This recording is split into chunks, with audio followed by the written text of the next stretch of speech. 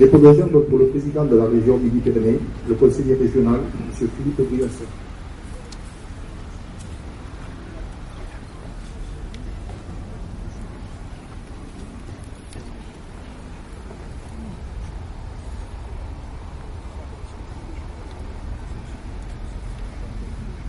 Dépôt de gerbe du souvenir français.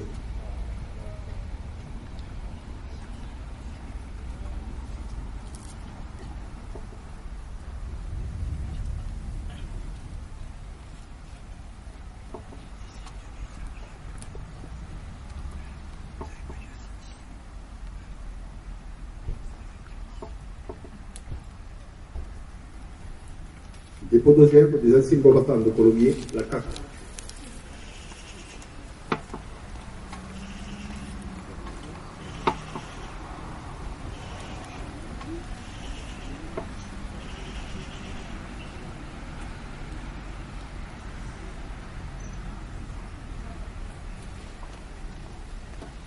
Dépôt de gerbe des anciens combattants, la FNACA.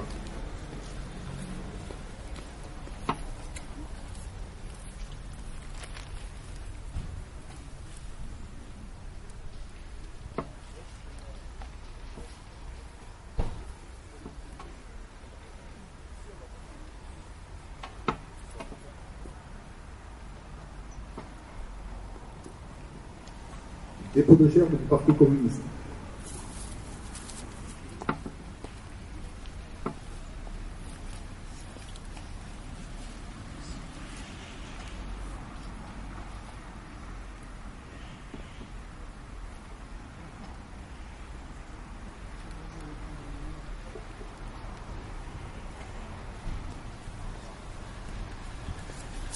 Dépôt de bouquet de fleurs du conseil municipal de jeunes de Colomiers.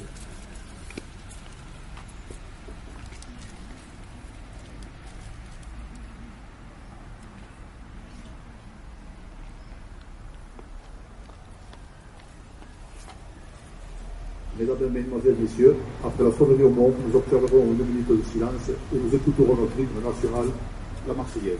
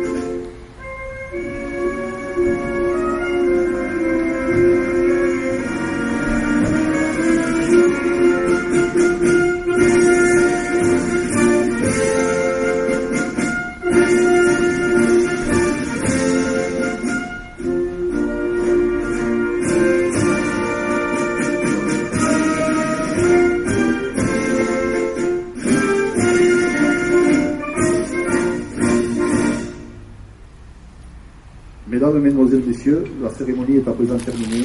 Nous allons reformer le cortège pour nous rendre à l'île de la Corrèze pour le dépôt de gerbe de la ville de Colomiers, au square Maquis Roger Pierre Touron. Et en suivant, nous poursuivrons par la cérémonie au square Canelas, autour de la plaque commémorative nouvellement édifiée en l'honneur d'Étienne Canelas.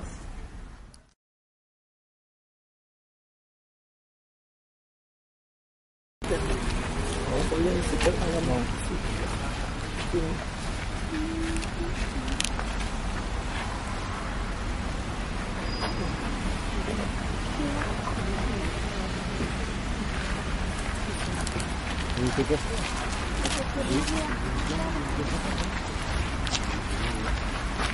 Mesdemoiselles, Messieurs, nous allons rendez-vous au Sport de Canelas.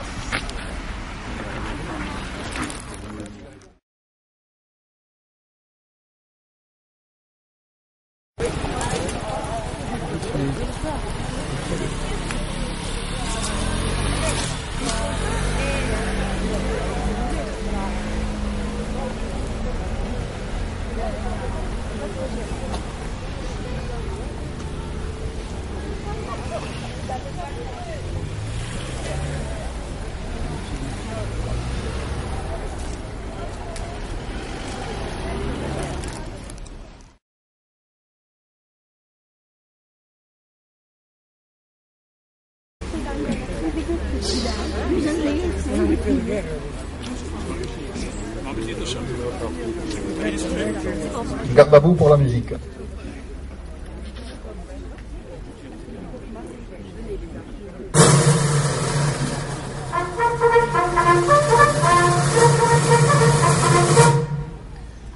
Dépôt de gerbes de la ville de Colomiers.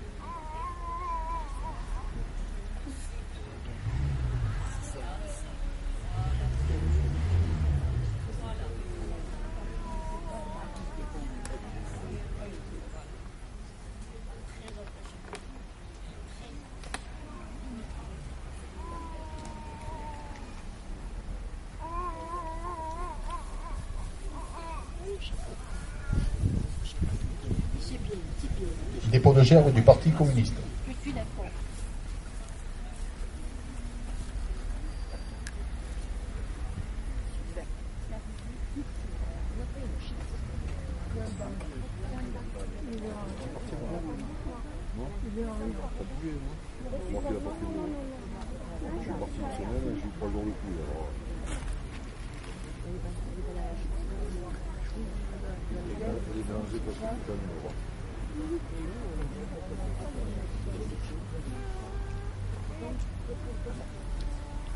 La parole est à Madame Karine Traval-Michelet, maire de Colomiers.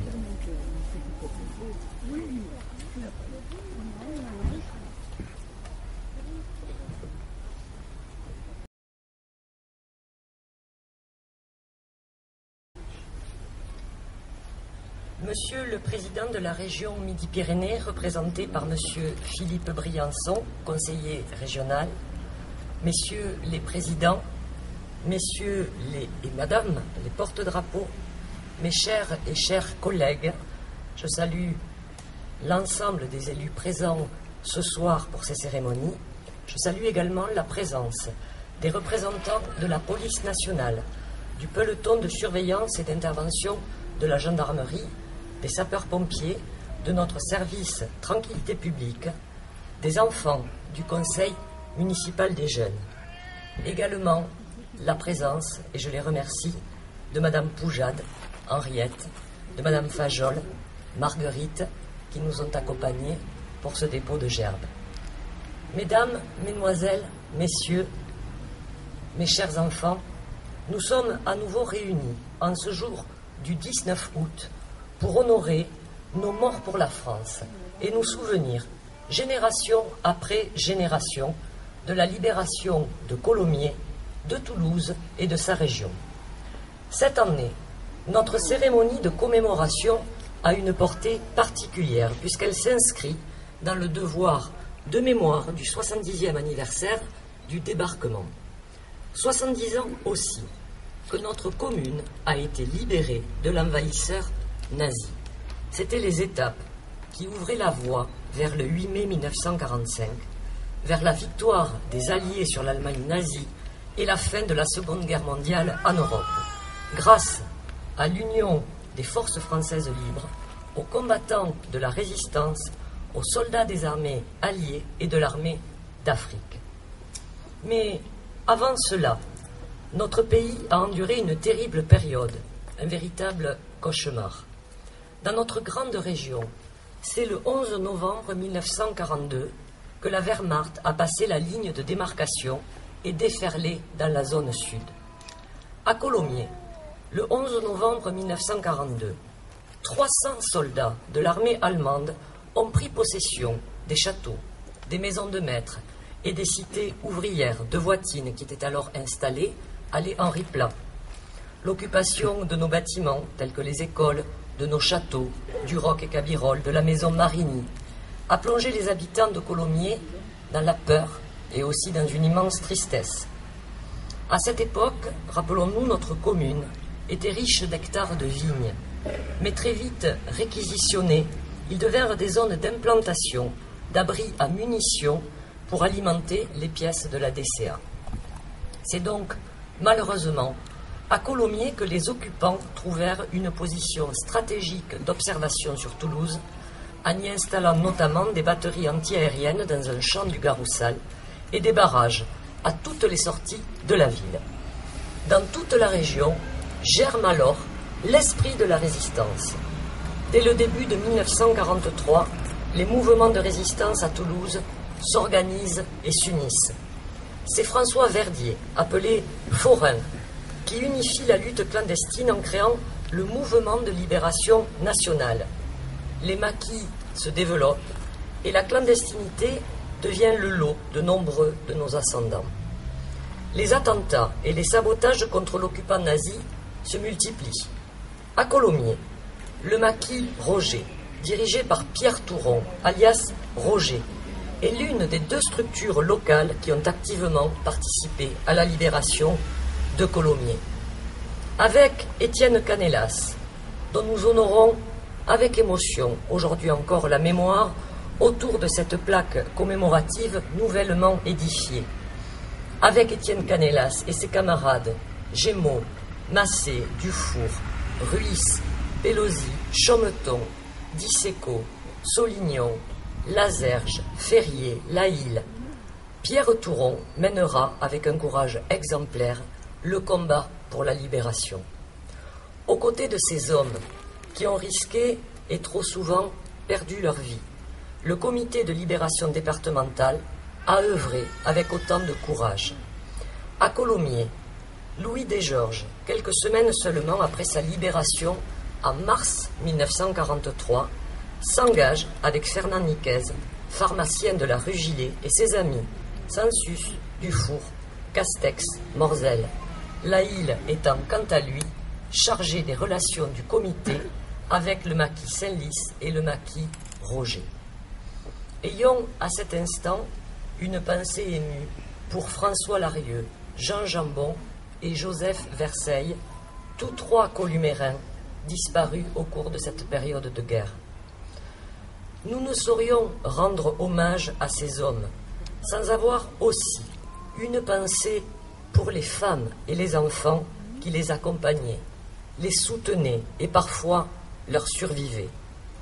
Ne pas oublier la vie endurée par Henriette et Marguerite, dites Guiguitte, qui sont là ce soir, et merci encore de votre présence. Ne pas oublier la vie endurée par les filles d'Étienne Canelas. C'est rappeler que la vie des unes et des autres dans ces temps de guerre était aussi menacée. Se rappeler le rôle majeur tenu par l'épouse de Pierre Touron, Marie-Louise Marty, qui était agent de liaison entre les maquisards et transmettait les messages à vélo. C'est mesurer l'ampleur des risques pris pour la résistance. Et bien d'autres encore, femmes, enfants, souvent anonymes, qu'il ne faut pas oublier.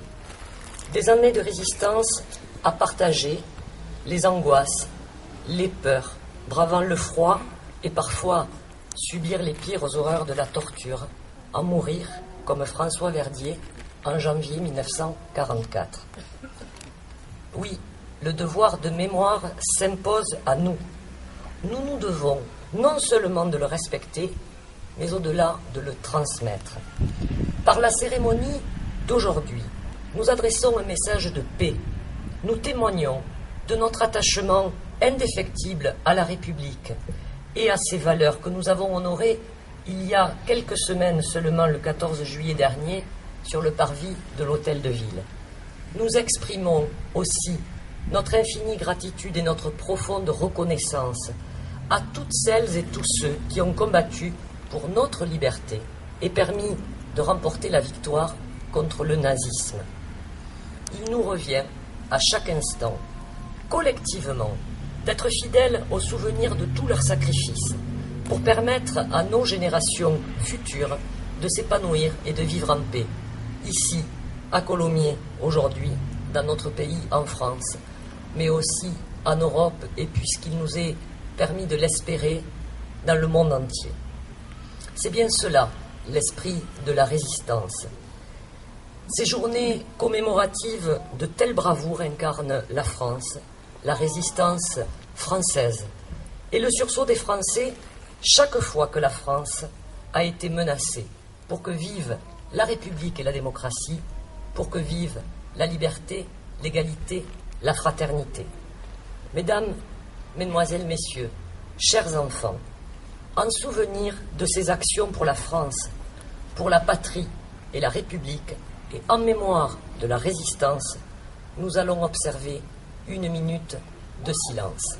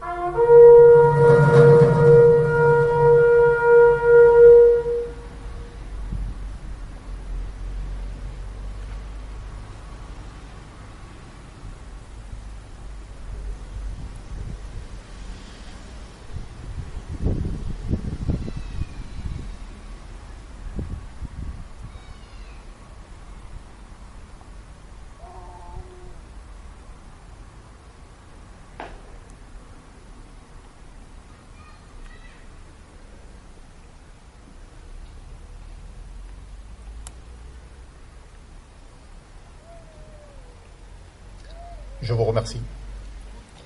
Mesdames, Mesdemoiselles, Messieurs, la cérémonie est à présent terminée. Je vous propose de nous retrouver pour un rafraîchissement au bar Destination.